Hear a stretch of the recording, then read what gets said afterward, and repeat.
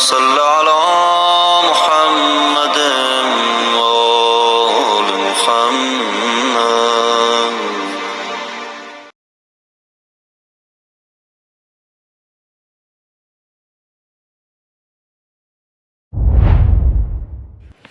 أعوذ بالله من الشيطان اللعين الرجيم. بسم الله الرحمن الرحيم.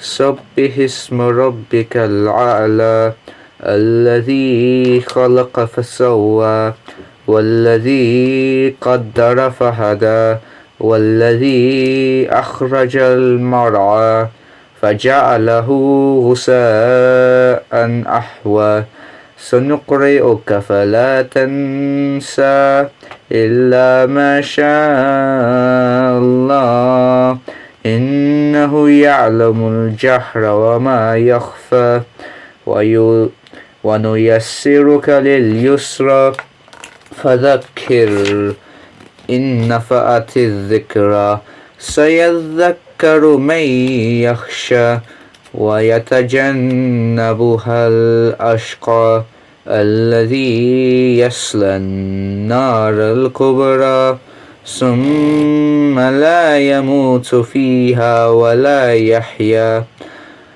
قد أفلح من تزكى وذكر اسم ربه فصلى بل تؤثرون الحياة الدنيا والآخرة خير وأبقى إن هذا لفي الصحف الأولى صحف إبراهيم وموسى.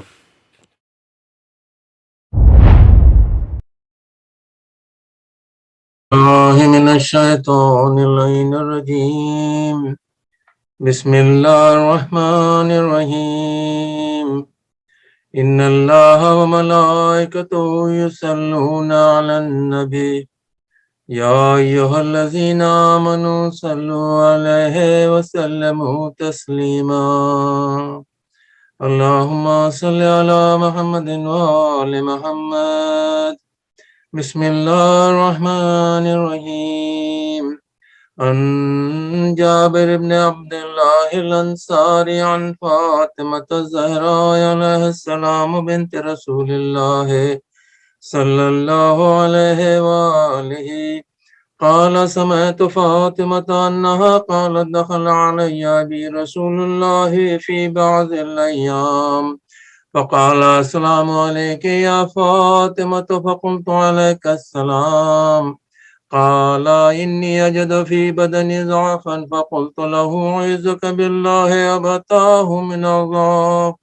فقال يا فاطمة ائتيني بالكساء اليماني واتيني به فأتيته بالكساء اليماني واتيت به وسرت أنظر إليه وإذا وجهه يتلاله كأنه البدر في ليلة تمامه وكماله فما كانت إلا ساعة وإذا بولدي الحسن قد أقبل وقال السلام عليك يا أماه.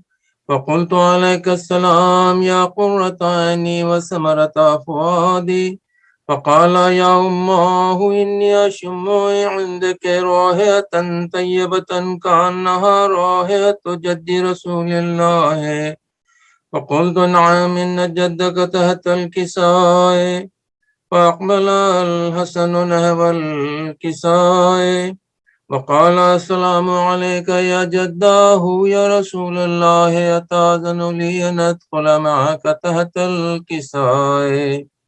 فقال وعليك السلام يا ولدي ويا صاحب هذه قد أذنت لك. فدخل معه تحت الكساء فما كانت إلا ساعة وإذا بولدي الحسين قد أقبل وقال السلام عليك يا أماه. فقلت عليك السلام يا ولدي ويا قرة عيني وثمرة فؤادي. فقال لي يا أماه إني أشم عندك رائحة طيبة كأنها رائحة جد رسول الله صلى الله عليه وآله.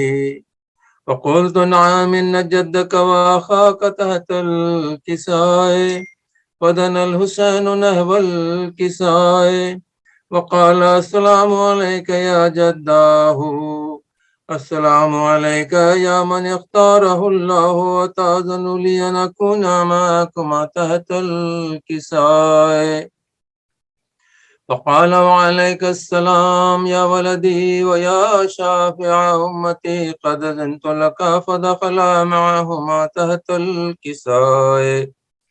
فأقبل عند ذلك أبو الحسن علي بن أبي طالب وقال السلام عليك يا بنت رسول الله. فقلت عليك السلام يا أبا الحسن ويا أمير المؤمنين. فقال يا فاطمة إني أشم عندك رائحة طيبة كأنها رائحة أخي وابن عم رسول الله. فقلت نعم ها هو مع ولديك تحت الكساء. فأقبل علي نحو الكساء وقال السلام عليك يا رسول الله، أتأذن لي أن أكون معكم تحت الكساء؟ قال له عليك السلام يا أخي ويا وسي وخليفتي وصاحب لواء، قد أذنت لك. فدخل علي تحت الكساء. ثم أتيته نحو الكساء وقلت السلام عليك يا أبتاه يا رسول الله، أتأذن لي أن أكون معكم تحت الكساء؟ قال وعليك السلام يا بنتي وبضعتي، قد أذنت لك. فدخلت تحت الكساء. فلما اكتملنا جميعا تحت الكساء، أخذ بي رسول الله بأطراف الكساء وأومأ بيده اليمنى إلى السماء وقال اللهم إن هؤلاء أهل بيتي وخاصتي وهاماتي، لحمهم لحمي ودمهم دمي، يؤلمني ما يؤلمهم ويحزنني ما يحزنهم، من حرب لمن حربه وسلم لمن سلمه وعدو لمن عاداهم ومحب لمن أحبهم. إنهم مني وأنا منهم، فاجعل سلواتك وبركاتك ورحمتك وغفرانك ورضوانك علي وعليهم، واذهب عنهم الرجس وطهرهم تطهيرا. فقال الله عز وجل يا ملائكتي ويا سكان سماواتي، إني ما خلقت سماء مبنية ولا أرضا مدهية ولا قمرا منيرا ولا شمس مضية ولا فلكا يدور ولا بحر يجري ولا فلكا يسري إلا في محبة هؤلاء الخمسة الذين هم تحت الكساء. فقال الأمين جبريل يا رب ومن تحت الكساء؟ فقال عز وجل هم أهل بيت النبوة ومعادن الرسالة، هم فاطمة وأبوها ومعالها وبنوها. فقال جبريل يا رب أتأذن لي أن أهبط إلى الأرض لأكون معهم سادسا؟ فقال الله نعم قد أذنت لك. فهبط الأمين جبريل وقال السلام عليك يا رسول الله، العلي الأعلى يقرئك السلام ويخصك بالتحية والإكرام ويقول لك وعزتي وجلالي إني ما خلقت سماء مبنية ولا أرضا مدهية ولا قمرا منيرا ولا شمسا مضيا ولا فلكا يدور ولا بحر يجري ولا فلكا يسري إلا لأجلكم ومحبتكم، وقد أذن لي أن أدخل معكم، فهل تأذن لي يا رسول الله؟ فقال رسول الله وعليك السلام يا أمين وحي الله، إنه نعم قد أذنت لك. فدخل جبريل معنا تحت الكساء فقال لأبي إن الله قد أوحى إليكم يقول إنما يريد الله ليذهب عنكم الرجس أهل البيت ويطهركم تطهيرا.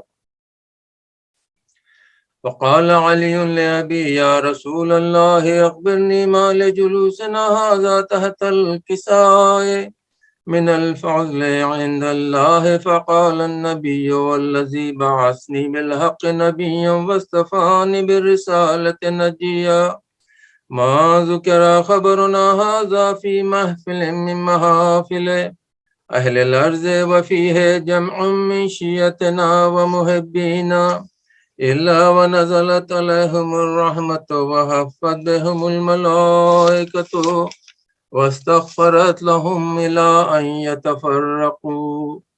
فقال علي نزم والله فزنا وفاز شيعتنا ورب الكعبة.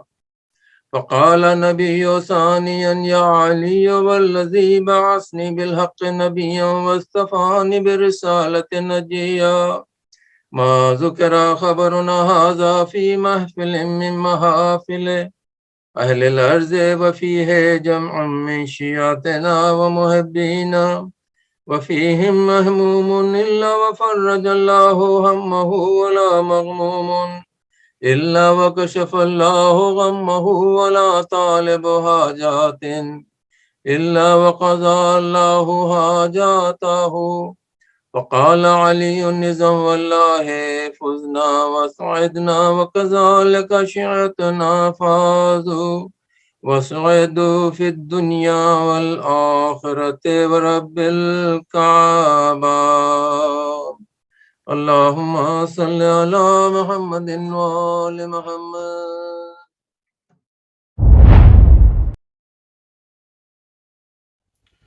بر محمد وآل محمد صلوات اللہم صلی علی محمد وآل محمد.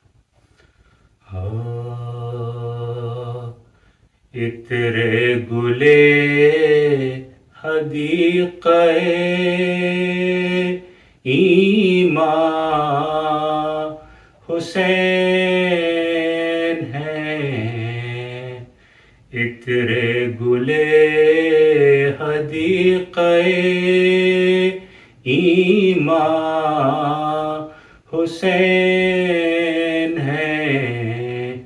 تو تازی ہو جیسے رو وہ ریحان حسین ہے. تو تازی ہو جیسے رو وہ ریحان حسین ہے. تو زانو نبی کا رل تو قرآن حسین ہے. زانو نبی کا رل تو قرآن حسین ہے. تو پانی ملا نہ جس کو وہ مہمان حسین ہے. پانی ملا نہ جس کو وہ مہمان حسین ہے. تو صحرائے کربلا میں ہوا کیا بری چلی. صحرائے کربلا میں ہوا کیا بری چلی. فاقہ تھا تیسرا کے گلے پر چھری چلی. فاقہ تھا تیسرا کے گلے پر چھری چلی.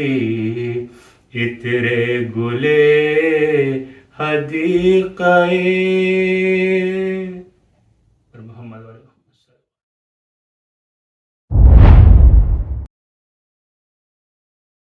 اللہم صلی علی محمد وآل محمد۔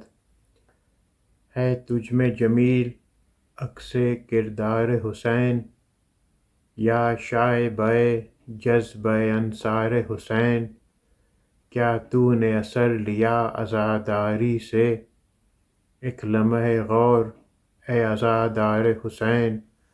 صلوات۔ اللہم صلی علی محمد وآل محمد۔ حسین یوں ہوئے مجرئی وطن سے جدا، کہ جیسے بلبل ناشاد ہو چمن سے جدا، جناح میں پائیں گے گھر اہل بیت کے مداح، صلہ خدا سے الگ لیں گے پنجتن سے جدا۔ سپاہ شام سے نکلا جو حر تو بولے ملک، لو آفتاب درخشاں ہوا گہن سے جدا۔ سفر سے پھر کے نہ آئے وطن میں جیتے جی، عجب گھڑی تھی کہ اکبر ہوئے بہن سے جدا۔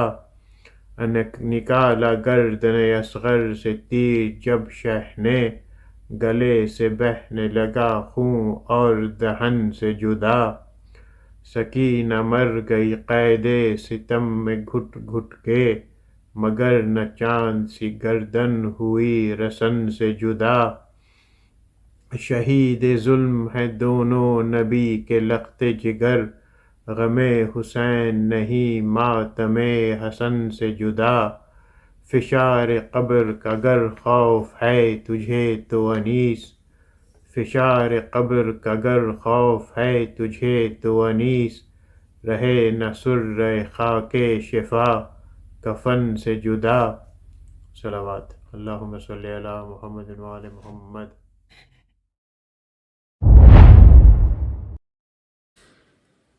اللہم صلی علی محمد وآل محمد وعجل فرجہم۔ مولا عباس علمدار کی شان میں سلام کے چند بند پیش خدمت ہے۔ صلوات بھیجیے محمد وآل محمد۔ اللہم صلی علی محمد وآل محمد۔ لاش عباس کی خیمے میں نہیں لائے حسین، لے کے بس مشک و علم اہوے بکائے حسین۔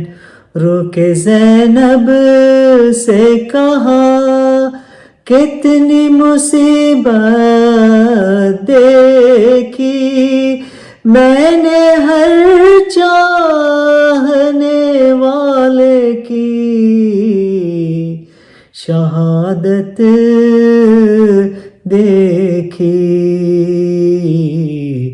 زین سے خاک پہ ہر ایک وفادار گرا، ایسے کوئی نہ گرا جیسے علمدار گرا، ایسے کوئی نہ گرا جیسے علمدار گرا۔ مشک پانی سے بھری اور سوئے خیمہ چلا، تیر سے مشک چھدی آس گئی دل ٹوٹا، پشت رہوار پہ صدمے سے کئی بار گرا، ایسے کوئی نہ گرا جیسے علمدار گرا۔ کیا کہوں تم سے بہن دل پہ چلے تھے خنجر، ایسا لگتا تھا کہ گھوڑے سے گرے ہیں اکبر، خاک پہ کٹ کے جو ایک بازو وجرار گرا، ایسے کوئی نہ گرا جیسے علمدار گرا۔ جن سے سادات کو ڈھارس تھی وہ بازو نہ رہے، اتنا رویا ہوں کہ اب آنکھ میں آنسو نہ رہے، دل میرا ٹوٹ گیا جب میرا سالار گرا، ایسے کوئی نہ گرا جیسے علمدار گرا، گرز جب سر پہ لگا گھوڑے پہ سنبھلا نہ گیا، میرے عباس نے روتے ہوئے دی مجھ کو صدا، آئیے آقا کہ اب آپ کا غم خار گرا، ایسے کوئی نہ گرا جیسے علمدار گرا، پہنچا جب بھائی کے لاشے پہ تو دیکھا منظر، اماں زہرا بھی ہے اور فاتح خیبر بھی، مگر خاک پر گھٹنوں کے بل دین کا سالار گرا،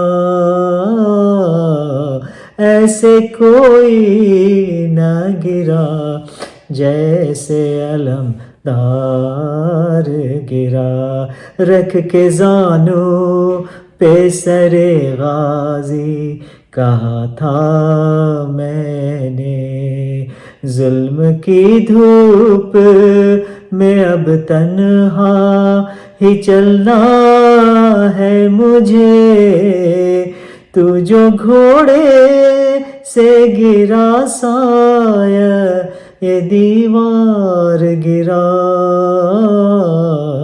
ایسے کوئی نہ گرا جیسے علمدار گرا، رو کے پھر میرا وفادار پکارا آقا، لاشا خیمے میں نہ لے جانا خدا را آقا، اپنی نظروں سے ہے پیاسوں کا علمدار گرا، ایسے کوئی نہ گرا جیسے علمدار گرا، مرثیہ بن گئی روداد ستم کاغذ پر، آج بھی روتے ہیں یہ کہہ کے رضا اور مظہر، کیسے بن ہاتھوں کے ریتی پہ وفادار گرا، ایسے کوئی نہ گرا جیسے علمدار گرا، ایسے کوئی نہ گرا جیسے علمدار گرا، صلوات بھیجئے محمد، اللہم صلی علی محمد وعلی محمد وجل۔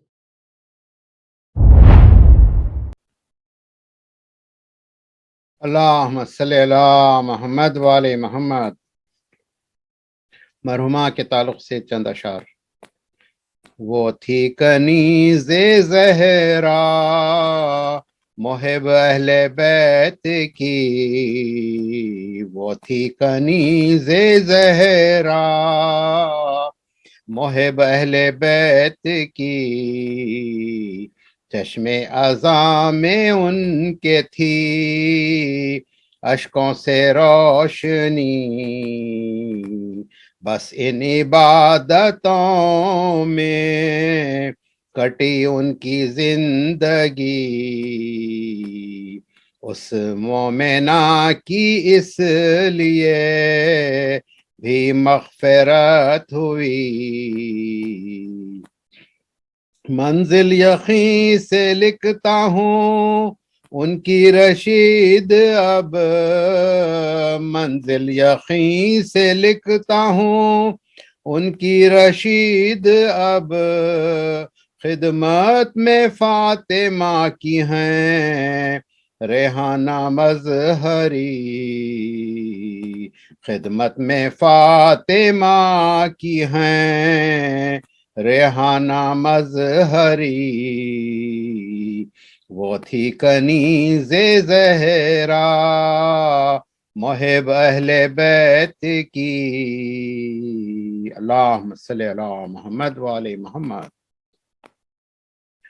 آج چہلم تمام ہوتا ہے دفن سب کا امام ہوتا ہے کشتوں کا اب مقام ہوتا ہے دور گردوں خیام ہوتا ہے تنے شے آج سر سے ملتا ہے عرش خالق دوبارہ ہلتا ہے عرش خالق دوبارہ ہلتا ہے کربلا میں ہے آج شیون و شین دفن ہوتی ہے آج لاش حسین روتی کبرا ہے شے کی نور العین بانو شاہ ہے بہت بے چین رو رو زینب دہائی دیتی ہے کروٹیں شے کی لاش لیتی ہے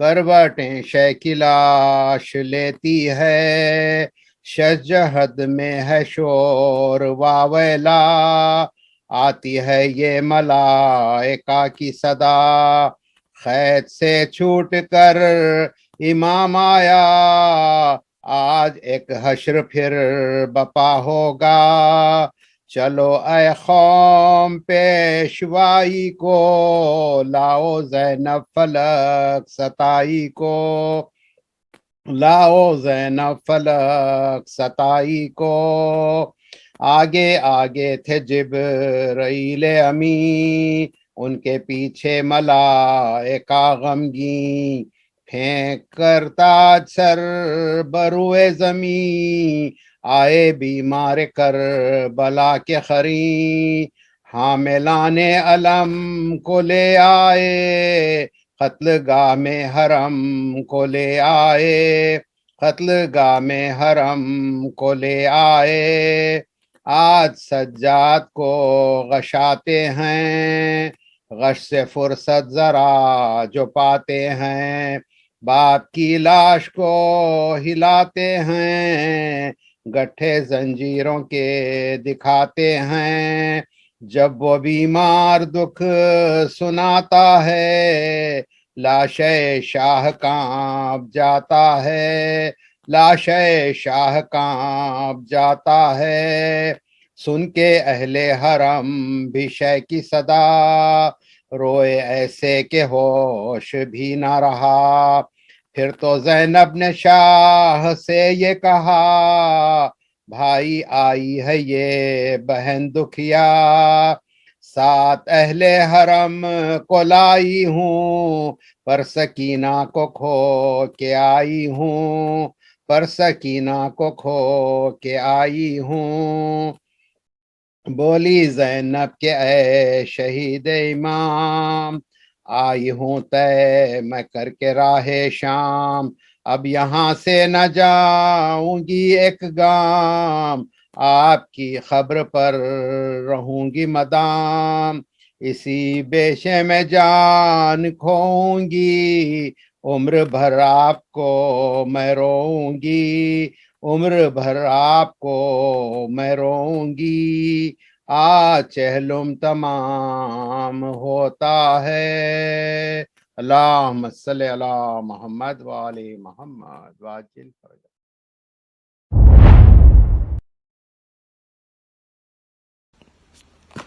صلوات اللہم صلی علی محمد وآل محمد کہتی تھی یہی زینب دکھیا میرے بیرنوا مجرا لو میرا کچھ بات کرو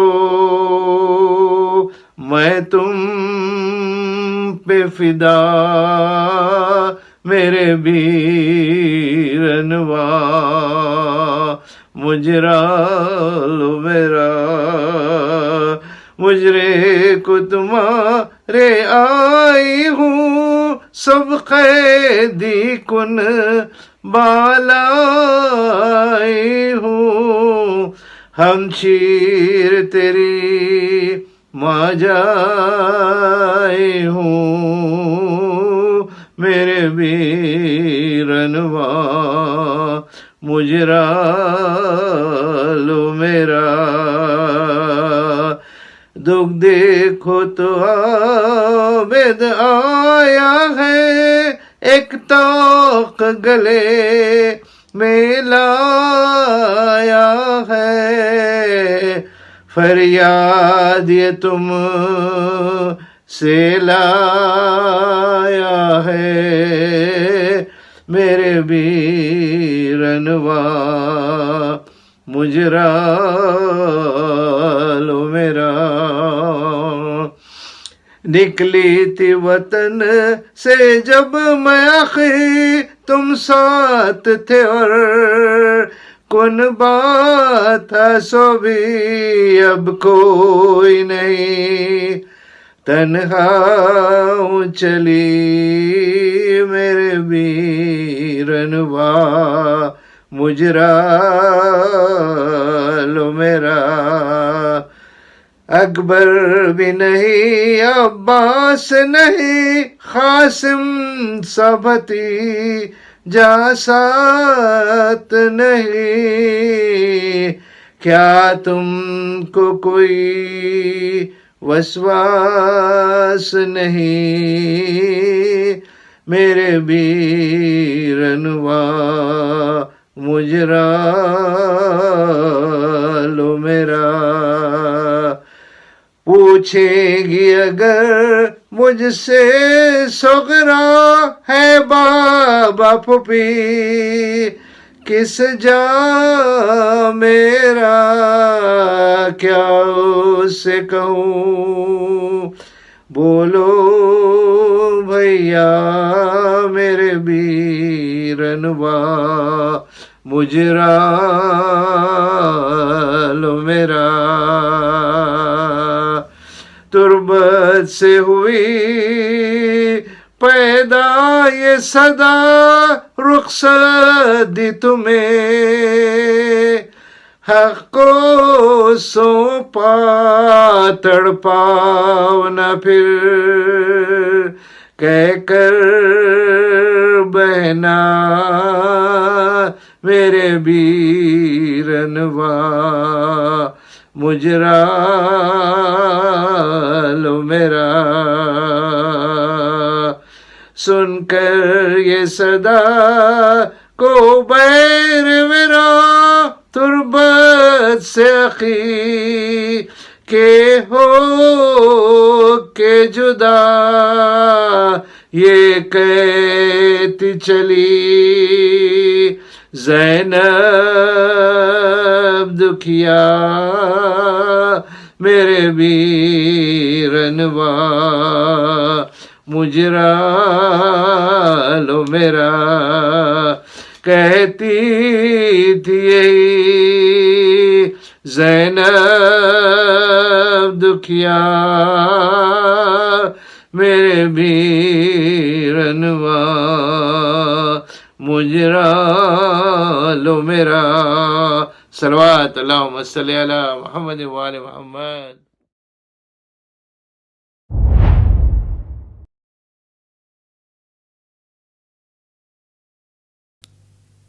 ایک مرتبہ سورہ ہم 3 مرتبہ سورہ توحید کی تلاوت فرما کر مرحومہ ریحانہ مظہری بنت سید محبوب رضا صاحب کے لیے سال ثواب کر دیجیے.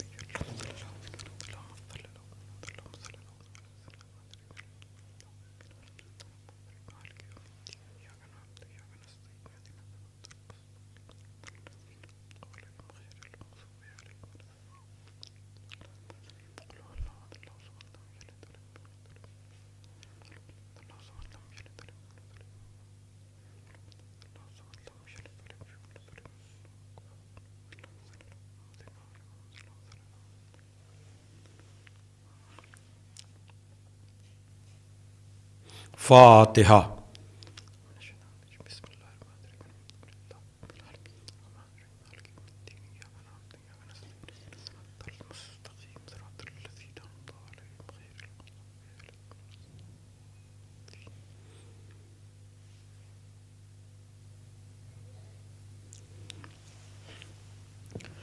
اعوذ باللہ من الشیطان اللعین الرجیم، بسم اللہ الرحمن الرحیم۔ الحمد للہ الذی ہدانا لہذا وما كنا لنہتدی لولا ان ہدانا اللہ، لقد جاءت رسل ربنا بالحق، الصلاۃ والسلام علی النبی الامی العربی القرشی المکی المدنی البطحی الابتہی التہامی الدافع جیشات الاباطیل والدامغ صولات الازالیل، مولن الحق بالحق ابی القاسم محمد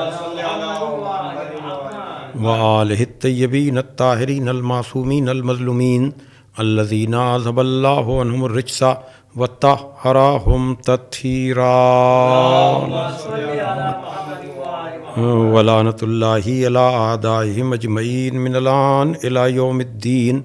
اما بعد فقد قالت فاطمۃ الزہراء سلام اللہ علیہا، فجعل اللہ ایمانا تطہیرا لکم من الشرک، والصلاة تنزیہا لکم عن الکبر، والزکاة تزکیۃ للنفس ونماء فی الرزق، والصیام تثبیتا للاخلاص، والحج تشییدا للدین، والطاعتنا نظاما للملہ، وامامتنا امانا من الفرقہ۔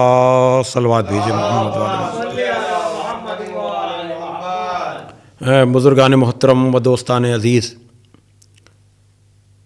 آپ حضرات کے سامنے اس مجلس عزا میں جو جناب ڈاکٹر حسن شکیل مظہری صاحب کی اہلیہ مرحومہ کے 40ویں کی مجلس ہے، اس سے قبل میں نے 20ویں کی مجلس بھی مرحومہ کے ایصال ثواب کی پڑھی تھی، اور اس میں میں نے عرض کیا تھا کہ مرحومہ کا تعلق صوبہ بہار انڈیا سے، لیکن آپ کا قیام ایک عرصہ دراز سے انگلینڈ میں تھا، وہیں آپ کا انتقال ہوا اور وہیں ان کو سپرد خاک کیا گیا۔ مرحومہ کے زیادہ تر عزیز ابھی بھی ہندوستان ہی میں رہتے ہیں۔ خداوند عالم مرحومہ کی مغفرت کرے، ان کے درجات کو عالی کرے، اور پسماندگان کو صبر جمیل اور ان کے لیے بہتر سے بہتر ایصال ثواب کرنے کی توفیق عطا فرمائے۔ آپ عظیم خانوادے کی فرد تھیں، اور آپ نے واقعاً جو ایک عزادار محب اہل بیت اور جذبہ انسانیت رکھنے والی شخصیت، اور اس کا نتیجہ جاننے والے جانتے ہیں کہ ان کا لائق اور فائق بیٹا یعنی ڈاکٹر محسن مظہری صاحب، خداوند عالم ان سب کی توفیقات میں اضافہ فرمائے۔ 20ویں کی مجلس میں نے اعلان کیا تھا، دعا کی گزارش کی تھی، ڈاکٹر حسن شکیل مظہری صاحب کے سلسلے میں خدا کا شکر ہے کہ وہ گھر تشریف لے آئے ہیں ہاسپٹل سے، لیکن ابھی بھی نقاہت اور کمزوری ہے، اس لیے مزید آپ حضرات سے گزارش ہے کہ موصوف کے لیے خاص دعائیں کریں۔ عزیزان محترم، ظاہر سی بات ہے کہ یہ مجلس عزا ہے، جلسہ تعزیت نہیں ہے، اس لیے میں ان مرحومہ کے ممدوحین کا تذکرہ کروں گا، اور گزشتہ مجلس کی طرح اس مجلس میں بھی میں نے گفتگو کے لیے جن مقدس، مبارک اور ناقابل فراموش الفاظ کو گفتگو کا ذریعہ بنایا ہے، یہ صدیقہ طاہرہ جناب زہرا صلوات اللہ علیہا کی زبان مبارک پر جاری ہونے والے الفاظ ہیں۔ جاننے والے جانتے ہیں کہ میں زیادہ تر اپنی گفتگو کا آغاز خطیب منبر سلونی غالب علی کل غالب مطلوب کل طالب حضرت علی ابن ابی طالب علیہ الصلاۃ والسلام کے کلام بلاغت نظام سے کرتا ہوں، لیکن چونکہ یہ ایک مومنہ مرحومہ کے ایصال ثواب کی مجلس ہے، اس لیے میں نے صدیقہ طاہرہ کے کلام کو گفتگو کا ذریعہ بنایا ہے، جہاں آپ خطبہ فدق کے موقع پر، مطالبہ فدق کے موقع پر خطبہ دیتے ہوئے فلسفہ دین کو پیش کر رہی ہیں۔ ارشاد ہو رہا ہے اللہ نے ایمان اس لیے قرار دیا تاکہ تم شرک کی نجاست سے پاک ہو سکو، نماز اس لیے واجب کی گئی تاکہ تم میں غرور و تکبر نہ رہے، زکوٰۃ اس لیے لازم کی گئی تاکہ تمہارا نفس پاک ہو اور تمہارے رزق میں برکت ہو، روزہ اس لیے تاکہ تمہارا خلوص متزلزل نہ رہے بلکہ ثابت ہو جائے، اور حج اس لیے تاکہ دین کی مضبوطی کا پتہ چلے، اور شہزادی ارشاد فرما رہی ہیں کہ ہماری اطاعت اس لیے ہے تاکہ ملت منظم ہو جائے، اور ہماری امامت اس لیے ہے تاکہ تمہیں فرقہ بندی سے نجات مل جائے۔ عزیزان محترم، دیکھیے جہاں تک عبادات کی تبلیغ کی بات ہے، امر بالمعروف اور نہی عن المنکر کے اعتبار سے شرائط کے ساتھ یہ فریضے ہر مسلم و مومن پر واجب و لازم ہیں، لیکن کوئی بھی امر بالمعروف اور نہی عن المنکر کرنے والا واجبات کی ادائیگی کی بات تو کر سکتا ہے، لیکن وہ حکم کا فلسفہ نہیں بیان کر سکتا۔ یہ میں اس لیے کہہ رہا ہوں کہ شہزادی کا خطبہ خالی مطالبہ فدق نہیں ہے، بلکہ شہزادی کے علم کا بھی پتہ دے رہا ہے۔ اس کی وجہ یہ ہے کہ دیکھیے مولائے کائنات کے سلسلے میں جو باتیں میں اکثر نہج البلاغہ کے حوالے سے کرتا ہوں، لیکن میں اگر گزارش کروں کہ ایک طرف آپ نہج البلاغہ کا خطبہ شقشقیہ پڑھیے، دوسری طرف اگر خطبہ فدق شہزادی کا پڑھیے، تو آپ کو لہجے اور انداز کا فرق نظر نہ آئے گا۔ کیوں؟ اس لیے کہ جس طرح سے مولائے کائنات عالم علم لدنی ہیں، اسی طرح سے شہزادی بھی معصومہ ہیں، صدیقہ ہیں، آپ بھی اللہ کے یہاں سے علم لے کر آئی ہیں۔ تو میں یہ بات جو عرض کر رہا ہوں کہ کوئی بھی امر بالمعروف اور نہی عن المنکر کے طور پر واجبات کی ادائیگی کی تلقین تو کر سکتا ہے، لیکن کسی حکم کے واجب ہونے کا سبب نہیں بیان کر سکتا۔ توجہ فرمائیے گا، لیکن شہزادی نے اس خطبے میں خالی واجبات نہیں پہنچائے، بلکہ آپ واجب کا سبب بیان کر رہی ہیں، اس لیے کہ ہم سب جانتے ہیں کہ حکم کا سبب یا حاکم بیان کر سکتا ہے یا جو اس کی مشیت سے واقف ہو وہ بیان کر سکتا ہے۔ تو شہزادی خالی یہ نہیں کہہ رہی ہیں کہ نماز واجب ہے، روزہ واجب ہے، حج و زکوٰۃ واجب ہے، بلکہ شہزادی کہہ رہی ہیں کہ نماز اس لیے واجب، روزہ اس لیے واجب، حج اس لیے واجب، زکوٰۃ اس لیے واجب، یہ سبب یا حاکم بیان کر سکتا ہے یا جو اس کی مشیت سے واقف ہو وہ بیان کر سکتا ہے۔ صلوات بھیجئے محمد والے محمد پر۔ تو شہزادی کیا کریں؟ ایمان اس لیے تاکہ تم شرک کی نجاست سے پاک ہو سکو، نماز اس لیے تاکہ تم میں غرور و تکبر نہ رہے، اس لیے کہ اگر کوئی عام امر بالمعروف اور نہی عن المنکر کرنے والا اگر حکم کا سبب بیان بھی کرتا ہے تو اس کا سبب چند قدم بھی نہیں چل پاتا۔ مثال کے طور پر آپ نے دیکھا ہوگا، سنا ہوگا کبھی کبھی آدمی یہ کہتا ہے کہ نماز سے اچھی کوئی ورزش نہیں. کیا مطلب؟ کہا پیشانی سے لے کر پیروں کے انگوٹھے تک نماز میں ان سب کا استعمال ہو جاتا ہے. لیکن میں کہوں گا اگر آپ نے یہ سبب بیان کیا کہ نماز عبادت کے ساتھ بہترین ورزش ہے تو نماز تو پھر اسی وقت تک واجب ہونی چاہیے جب تک آپ نماز کھڑے ہو کر پڑھ سکیں. اس لیے کہ پھر ورزش تو جب ہی ہوگی. لیکن ہم سب جانتے ہیں نماز ایسی عبادت نہیں ہے جو صرف کھڑے ہو کر پڑھنا ہو تو آپ پڑھیں.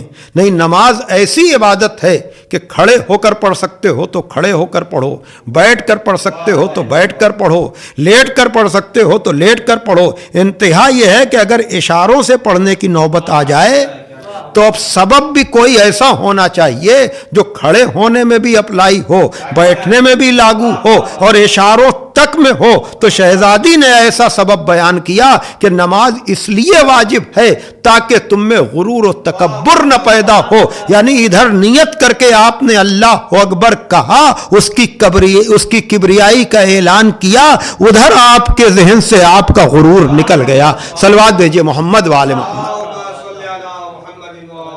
ہاں تو عزیزان محترم، شہزادی نے، اور دیکھیے ویسے تو صدیقہ طاہرہ جناب زہرا صلوات اللہ علیہا کے جو فضائل ہیں، جو محامد ہیں، میں نے چند فضیلتوں کی طرف، چند خصوصیتوں کی طرف، چند صفتوں کی طرف 20ویں کی مجلس میں بھی اشارہ کیا تھا. لیکن ظاہر سی بات ہے کہ یہ ذات گرامی وہ ہے کہ جس کے لیے ایک مجلس کیا، عشرے کیا، صدیاں بھی گزر جائیں تب بھی صدیقہ طاہرہ کے فضائل، ان کے صفات، ان کے محامد بیان کرنے کا حق ادا نہیں ہو سکتا. کیوں؟ اس لیے کہ ولو یہ کہ یہ ذات پردے میں ہے، لیکن جس کو لیلۃ القدر کہا گیا ہو، جو مصداق سورہ کوثر ہو، جو مصداق آیہ تطہیر ہو، جو مصداق آیہ مباہلہ ہو. لیکن میں ایک بات عرض کروں گا، اور وہ یہ کہ جب پیغمبر نے شہزادی کا قصیدہ پڑھا تو عجب جملہ کہا کہ اگر علی نہ ہوتے تو زہرا کا کوئی کفو نہ ہوتا. کیا مطلب؟ بھائی ہم سب جانتے ہیں رجب کا مہینہ بھی ہے، مولائے کائنات کا ذکر ہر طرف ہو رہا ہے، اور میں بھی مسلسل ان مصروں کو پڑھ رہا ہوں کہ اہل ایمان کو ولی ابن ولی یاد آیا، بت شکن روح ازاں شیر جلی یاد آیا، جب کبھی ماہ رجب صحن حرم سے گزرا مسکراتے ہوئے کعبے کو علی یاد آیا. صلوات دیجئے محمد والے محمد. ظاہر سی بات ہے کہ ہم ذکر کس کا زیادہ سنتے ہیں؟ نسبتاً حق تو ادا نہیں ہو سکتا، لیکن دورانی اور ڈیوریشن کے اعتبار سے اگر آپ دیکھیں تو زیادہ ذکر تو مولا علی کا ہوتا ہے، زیادہ تذکرہ تو ہم مولا علی کا سنتے اور کرتے ہیں. تو پیغمبر کو تو کہنا یہ چاہیے تھا کہ اگر زہرا نہ ہوتی تو علی کا کوئی کفو نہ ہوتا. اگر زہرا نہ ہوتی، مولا علی کے علم پر بات ہوتی ہے، ان کے حلم پر بات ہوتی ہے، ان کی شجاعت پر بات ہوتی ہے، ان کی سخاوت پر بات ہوتی ہے، تو پیغمبر یہ کہتے کہ تم علی کا ذکر سنتے ہو، حق تو تم ادا نہیں کر سکتے، لیکن اتنا ذہن میں رہے کہ اگر زہرا نہ ہوتی تو کوئی علی جیسا نہ ہوتا. لیکن نبی یہ نہیں کہہ رہے ہیں، بلکہ یہ کہہ رہے ہیں کہ اگر علی نہ ہوتے تو زہرا کا کوئی کفو نہ ہوتا.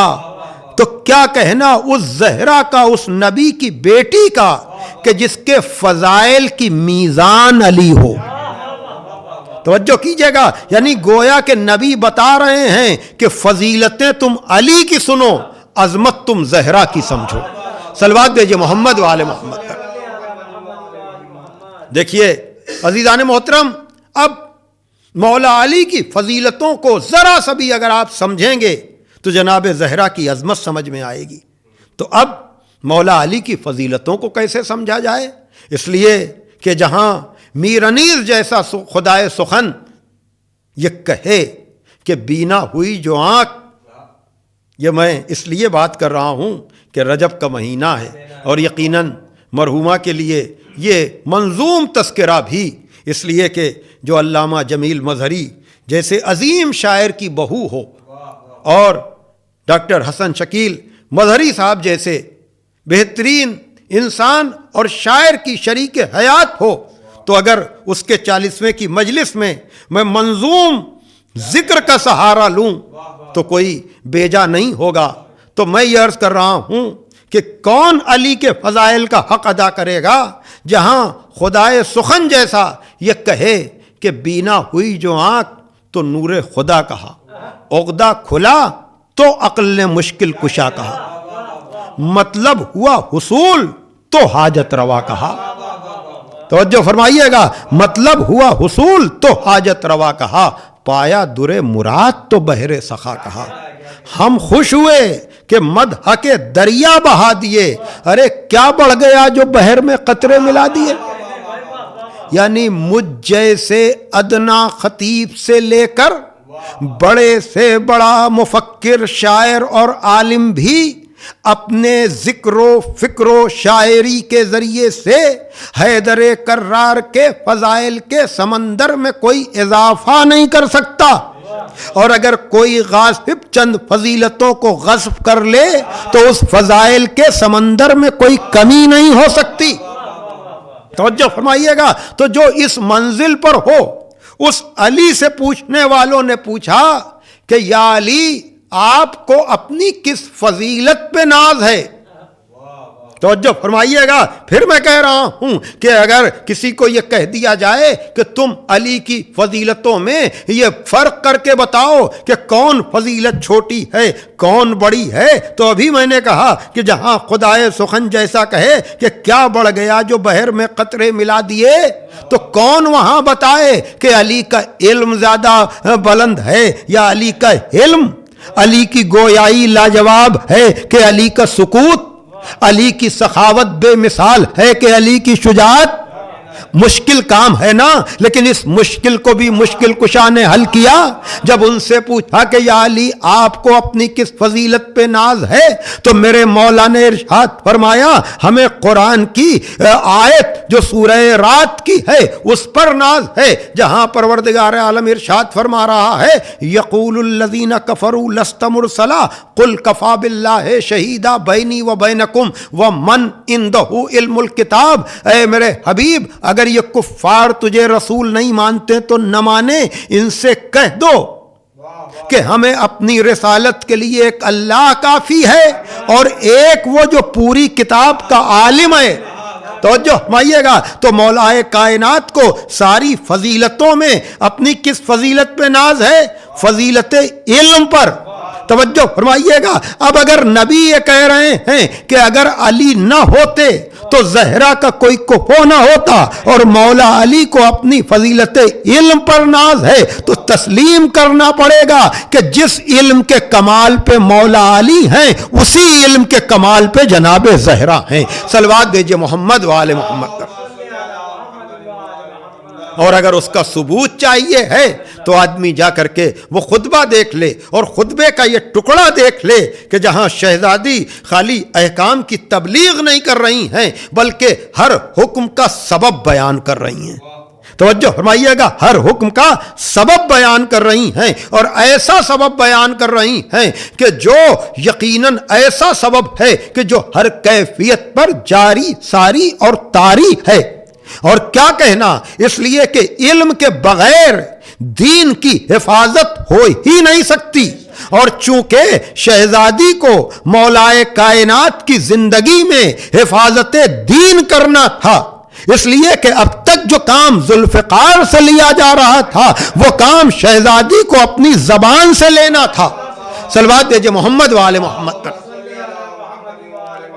ہاں عزیزان محترم، یقیناً اور شہزادی نے واقعاً خطبہ دے کر جاننے والے جانتے ہیں، اور میں گزارش پہلے بھی کر چکا ہوں کہ بہترین ایصال ثواب ہوگا اپنے مرحومین کے لیے ان معصومین کے خطبات کو پڑھ کر ایصال ثواب کرنا یا اپنے علم میں اضافہ کرنا، تو انہی خطبات میں سے ایک لاجواب و بے مثال خطبہ جناب زہرا صلوات اللہ علیہا کا ہے۔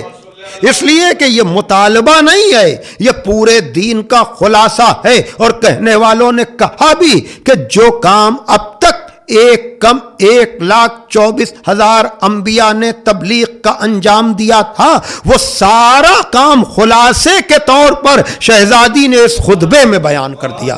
صلوات بھیجے محمد وآل محمد پر۔ اور یقیناً پھر جب یہ بات آئی تو کہنے والوں نے کہا کہ یہ مطالبہ فدق کیا ہے؟ میر تقی میر عجب طرح سے کہتے ہیں کہ تھی گفتگو باغ فدق جڑ فساد کی، تھی گفتگو باغ فدق جڑ فساد کی، جانے ہے جس کو علم ہے دی کے اصول کا۔ صلوات بھیجے محمد وآل محمد پر۔ یعنی یہ مطالبہ فدق خالی جائیداد کا مسئلہ نہیں ہے، بلکہ یہ اصول دین کا مسئلہ ہے۔ بھائی توجہ فرمائیے گا، اصول دین کا مسئلہ ہے، یعنی زہرا کا یہ مطالبہ اصول دین میں آتا ہے۔ اور یہ زہرا کے خطبے سے آپ کو اندازہ لگے گا کہ کوئی ایسا مسئلہ نہیں ہے، توحید اس خطبے میں، عدالت پروردگار اس خطبے میں، نبوت اور نبوت کی شان اس خطبے میں، امامت و خلافت و ولایت اس خطبے میں۔ گویا کہ یہ شہزادی کا خطبہ نہیں ہے، بلکہ یہ دین کی اساس اور بنیاد ہے۔ صلوات بھیجے محمد وآل محمد پر۔ اور یہی وجہ ہے کہ عزیزان محترم، شہزادی نے اگر وقت ہوتا تو میں ایک ایک چیز کے اسباب کی توضیح و تشریح بیان کرتا، لیکن یہاں پر صرف اتنا کہ اگر ایمان کی بات ہے تو ایمان کی بات میں جناب شہزادی کونین کہہ رہی ہیں ایمان اس لیے لازم قرار دیا گیا تاکہ تم میں شرک نہ رہے، تم شرک کی نجاست سے پاک ہو سکو۔ اور پھر اس کے بعد نماز اس لیے تاکہ تم میں غرور و تکبر نہ رہے، اور زکوٰۃ اس لیے تاکہ تمہارا نفس پاک ہو اور تمہارے رزق میں برکت ہو۔ دیکھیے عزیزان محترم، اس کووڈ-19 میں یقیناً مومنین نے اپنے عزیزوں اور رشتہ داروں کا خیال کیا ہے، لیکن میں پھر کہوں گا کہ ابھی یہ سلسلہ ختم نہیں ہوا ہے، اور یقیناً اس کے اثرات مختلف انداز میں لوگوں پر ہو رہے ہیں۔ پہلے تو میں یہ دعا کروں گا کہ پروردگار عالم اس ذکر کے طفیل میں جلد سے جلد ساری انسانیت کو اس وبا، اس مرض سے نجات دے دے۔ اور اسی کے ساتھ ساتھ میں کہوں گا کہ جو بھی ماشاءاللہ سے اچھی کمائی کرنے والے ہیں، برسرے روزگار ہیں، ان کو اپنے آس پاس کے لوگوں کی بھی خبر رکھنا چاہیے، اس لیے کہ قرآن مجید میں جہاں بھی اقیم الصلاۃ ہے وہاں آتوا الزکوٰۃ ہے۔ توجہ فرمائیے گا، جہاں بھی اقیم الصلاۃ ہے وہاں آتوا الزکوٰۃ ہے۔ اور شہزادی بھی پہلے نماز کی بات کر رہی ہیں، اسی سے متصل زکوٰۃ کی بات کر رہی ہیں۔ توجہ فرمائیے گا، تو اب یہاں پر صلاۃ کے ساتھ ہے زکوٰۃ۔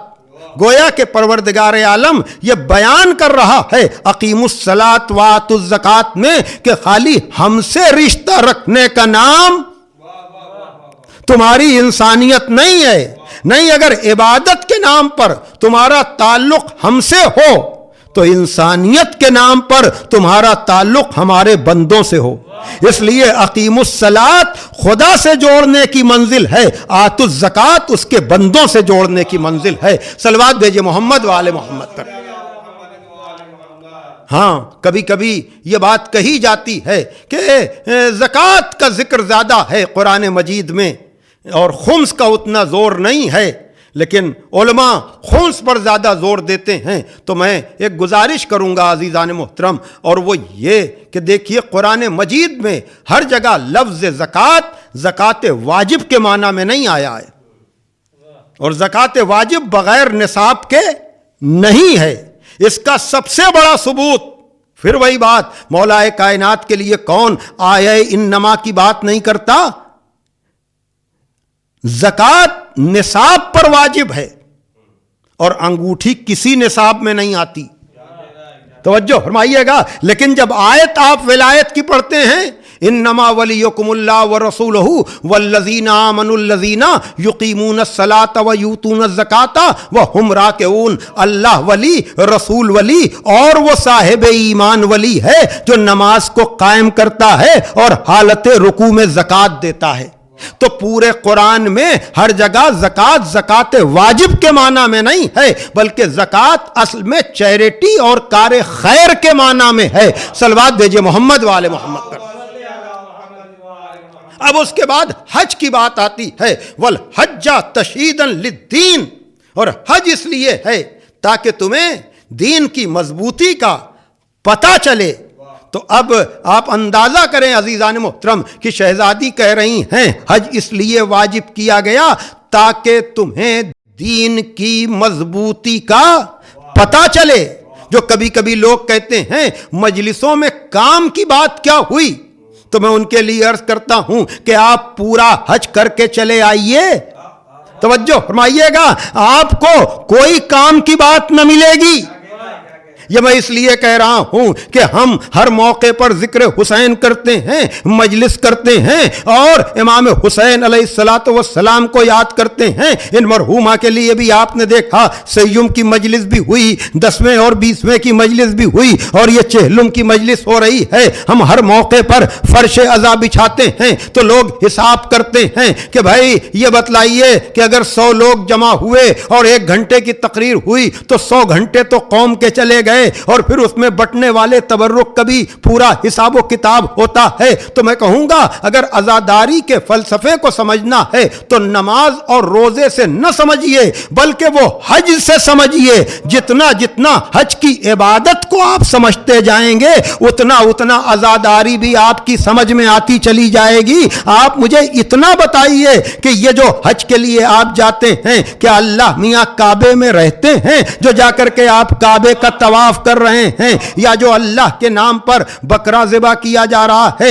ये क्या अल्लाह के काम आता है? वो तो जिस्म जिस्मानियात से मुबर्रा है। क्या कोई है ऐसा मुस्लिह कौम जो आज़ादारी की इस्लाह की बात करता है और ये फिक्र करता है कि ये वक्त और कौम की तरक्की के लिए लगाया जाए या ये पैसा यतीमों के काम आ जाए, मिस्कीनों के काम आ जाए या तालीम पर खर्च किया जाए? मैं कहूँगा आज़ादारी पर बाद में आइएगा। क्या कोई है जो ये कहे कि हज पर खर्च किया जाने वाला पैसा यतीमों के काम आ जाए, बेवाओं के काम आ जाए, या मसलन जो है तालीम पर खर्च किया जाए? खुदा तो बेनियाज है, वहां जाकर उसे याद करने की क्या जरूरत है? वो तो हर जगह है, वहां तक जाने की जरूरत नहीं है। तो शहजादी क्या कह रही हैं कि तुम ये सब चीजें नहीं समझ सकोगे इसलिए कि हज से दीन की मजबूती का पता चलता है, इसलिए कि वहां हो क्या रहा है कोई नहीं देखता है, वहां जमा होने वाले मजमों को देखता है।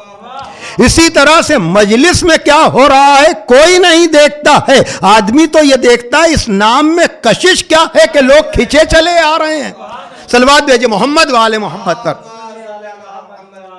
तो अब जाहिर सी बात है कि वहाँ ये सारी चीज़ें क्यों हो रही हैं? ये सिर्फ इसलिए हो रही हैं कि बाप ने ख्वाब में देखा कि मैं बेटे को ज़िबा कर रहा हूँ, उस याद में उसने बेटे की गर्दन पे छुरी रखी, हालांकि बेटा ज़िबा भी नहीं हुआ। तो परवरदिगार आलम ने उस याद को इबादत बना दिया। तो अगर ख्वाब को याद करना बशक्ल हज इबादत हो सकता है तो करबला ख्वाब नहीं है, करबला तो ताबीर ख्वाब है। सलवात भेजिए मोहम्मद वाले मोहम्मद पर। एक और सलवात भेजिए मोहम्मद वाले मोहम्मद। और जहां पर मैंने हज के हवाले से करबला का जिक्र किया, और क्यों न करूं, इसलिए कि अल्लामा इकबाल ने अजब तरह से कहा कि अल्लाह अल्लाह बाए बिस्मिल्लाह पिदर मानिए ज़िबे अज़ीम आमद पिसर। बाए बिस्मिल्लाह तो बाप है लेकिन मानिए ज़िबे अज़ीम इमाम हुसैन अलैहिस्सलातु वस्सलाम है। और यकीनन ये कुर्बानी सरकार सैयदुश्शुहदा की इतनी अहम है, इतनी अजीम है अजीज़ान मुहतरम कि जहाँ आप देखिए कि उसको खुद किस तरह से अल्लामा जमील मजहरी ने इस हुसैनी सजदे को खराज अक़ीदत पेश किया है कि उस सजदे नियाज़ की अल्लाह रे बरतरी حیراں فرشتگی ہے سبک ہے پیمبری، جنبش حجاب راز کو ہے جیسے تھرتری، انسان سے کہہ رہی ہے فرشتوں کی خودسری، طے ارتقاء کی راہ بتاجیل ہو گئی، اے مشتخاک لے تیری تکمیل ہو گئی۔ لیکن اگر ایک طرف حسین ابن علی کا سجدہ پورے دین کو اپنے اندر لیے ہوئے ہے، تو دوسری طرف جناب زینب کا خطبہ بھی پورے دین کو اپنے خطبات میں لیے ہوئے ہے۔ جبھی تو شہزادہ گلریز نے کہا کہ بنت علی کا خطبہ ابن علی کا سجدہ، بنت علی کا خطبہ ابن علی کا سجدہ، ایک گفتگو خدا سی، ایک گفتگو خدا سے، خدا سی گفتگو جناب زینب کر رہی ہیں، خدا سے گفتگو امام حسین کر رہے ہیں۔ ہاں عزیزان محترم، میں نے عرض کیا آپ حضرات کے سامنے کہ یہ مرحومہ کے 40ویں کی مجلس رجب کے مہینے میں ہو رہی ہے، وہ مہینہ جس میں ائمہ کی ولادت کی بھی تاریخ ہے، شہادت کی بھی تاریخ ہے، لیکن اور مناسبتوں کے ساتھ ایک مناسبت اس مہینے میں اور ہے، وہ ہے 15ویں رجب کی مناسبت کہ جو جناب زینب صلوات اللہ علیہا کی شہادت کی تاریخ ہے۔ ہاں عزیزان محترم، یقیناً میں نے ماں کا ذکر کیا، میں نے بیٹی کا ذکر کیا، اور جب بھی کسی بھی ماں کے ایصال ثواب کی مجلس ہم پڑھتا ہوں تو یقیناً لوگوں کو امید ضرور رہتی ہے کہ منزل مصائب میں ماں اور بیٹے کی محبت کا وہ رخ خطیب ضرور پڑھے گا، اور یقیناً یہ عجب اثر بھی رکھتا ہے۔ آپ کو پتہ ہے یقیناً کسی کی بھی شریک حیات کا دنیا سے چلا جانا اس کے لیے عجیب سی منزل ہوتی ہے، عجیب سی بات ہوتی ہے، اس لیے کہ ہم تو غیر معصوم ہیں، ہم کو تو ایک دوسرے کا سہارا چاہیے ہی، لیکن شریک حیات کی منزل کیا ہوتی ہے اگر اس کا اندازہ کرنا ہے تو جب جناب زہرا دنیا سے گئی ہیں اور مولا علی آئے ہیں اور زہرا کے سرہانے بیٹھ کر کہا ہے کہ بنت رسول جاتے جاتے یہ بتاتی جائیے کہ علی اپنا حال دل کس سے کہے گا۔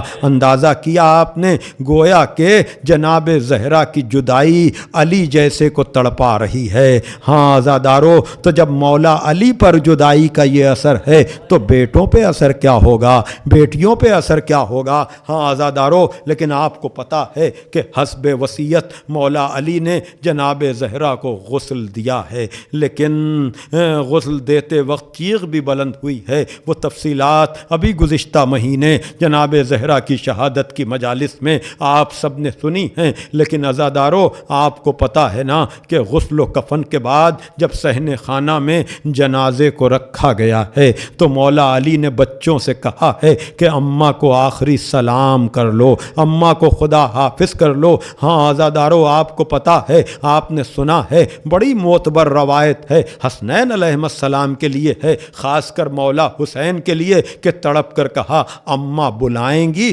تو میں جاؤں گا۔ ہاں عزادارو ایک مرتبہ بندے کفن ٹوٹے، آواز آئی آ میرے لال میری آغوش میں آ جا۔ ہاں عزادارو امام حسین گئے ہیں تو مجھے کہنے دیجئے کہ امام حسین نے اپنی ماں سے لپٹ کر کہا ہوگا کہ اماں آپ نے بلایا میں آ گیا اماں، لیکن اماں وعدہ کرو، اماں وعدہ کرو جب یہ حسین بلائے گا تو چلی آنا۔ ہاں عزادارو تو جس طرح سے امام حسین نے ماں سے وعدہ لیا ہوگا اسی طرح سے عجب نہیں جناب زینب نے بھی 20ویں کی مجلس میں نے عرض کیا تھا نا کہ دربار شام میں جانے سے پہلے علی کی بیٹی بیٹھ کر کہتی ہے میرے لال اپنے بابا کو تو پکار لوں، تو اگر 21ویں رمضان کو جناب زینب نے بابا سے وعدہ لیا ہوگا تو مجھے کہنے دیجئے 3 جمادی الثانی کی رات میں ماں سے لپٹ کر وعدہ لیا ہوگا کہ اماں آپ وعدہ کریں جب آپ کی بیٹی پہ کوئی مصیبت کا وقت آئے گا تو اماں چلی آنا۔ ہاں عزادارو یاد رکھیے گا اس بات کو کہ یہ گھرانہ کربلا میں سب لوگ موجود تھے، جب سب موجود ہیں تو یہ ماں بھی تو تھی اور یہ ماں فریاد کر رہی تھی۔ اللہ اکبر۔ آپ کو پتا ہے عزادارو کہ جب حسین ابن علی پر شمر کا خنجر چلنے والا تھا، چونکہ حسین وعدہ لے چکے تھے کہ اماں میں بلاؤں گا تو چلی آنا، اور اب وہ منزل آ گئی تو ماں فریاد کر رہی تھی، جنگل سے آئی فاطمہ زہرا کی یہ صدا، امت نے مجھ کو لوٹ لیا وا مصیبتا، اب کون ہے جو حق رفاقت کرے ادا، ہے یہ گہرے زخم اور دو عالم کا مقتدا، 1900 ہیں زخم تنے چاک چاک پر، ارے زینب نکل، حسین تڑپتا ہے خاک پر۔ ہاں آزادارو، ماں کی فریاد تھی، جناب زینب خیمے سے بڑی تیزی سے دوڑتی ہوئی آئیں۔ اے کربلا جانے والو، آپ کو پتا ہے کہ آج بھی تلے زینبیہ میں عجب طرح کی ہیبت ہے، عجب طرح کا انداز ہے۔ ہاں آزادارو، اس بلندی پر پہنچ کر ایک مرتبہ جناب زینب کہتی ہیں، او پسر سعد، تو دیکھ رہا ہے اور میرا ماجایا ذبح کیا جا رہا ہے۔ ہاں آزادارو، ایک مرتبہ مولا حسین زخمی ہونے کے باوجود کوہنیوں کو ٹیکتے ہیں، سر کو بلند کرتے ہیں اور کہتے ہیں زینب ابھی حسین زندہ ہے، خیمے میں چلی جاؤ۔ ہاں آزادارو، بھائی کے کہنے سے بہن تو چلی گئی، لیکن وہ ماں کیا کرے جس نے چکیاں پیس پیس کر پالا تھا، وہ تو فریاد ہی کرتی رہ گئی، اے دشت کربلا میرا بچہ ہے بے گناہ، اے نہر القمہ میرا بچہ ہے بے گناہ، اے ارض کربلا میرا بچہ ہے بے گناہ، اے دہر بے وفا میرا بچہ ہے بے گناہ، گھیرا ہے ظالموں نے میرے نور عین کو، اے ذوالفقار تجھ سے میں لوں گی حسین کو، الا لعنت اللہ علی القوم الظالمین، سیعلم الذین ظلموا ای منقلب ینقلبون۔ پروردگار عالم اس ذکر کو مرحومہ کے لیے بہترین ایصال ثواب قرار دے، پسماندگان کو صبر جمیل عطا فرما، ہمیں کامل الایمان فرما، ملت کو متحد فرما، سرکار امام زمانہ اجل اللہ تعالیٰ فرجہ الشریف کے ظہور میں تعجیل، اور ہمیں اس لائق بنا کہ ہمارا شمار بھی ان کے انصار و اعوان میں ہو سکے۔ اللہم تقبل منا انکا انت السمیع العلیم۔ پھر آپ حضرات سے گزارش ہے کہ ایک مرتبہ سورہ ہم، 3 مرتبہ سورہ توحید کی تلاوت فرما کر مرحومہ ریحانہ مظہری بنت سید محبوب رضا صاحب کے لیے سال ثواب۔